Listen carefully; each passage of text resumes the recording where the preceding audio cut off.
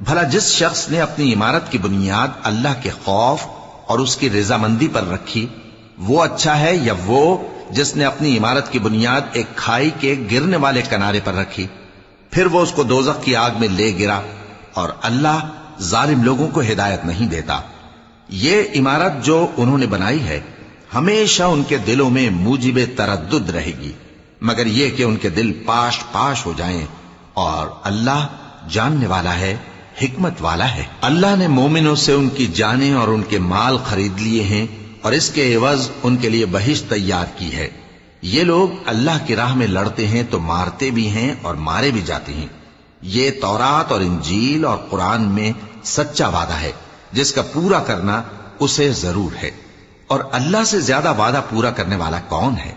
तो जो सौदा तुमने उससे किया है उससे खुश रहो और यही बड़ी कामयाबी है।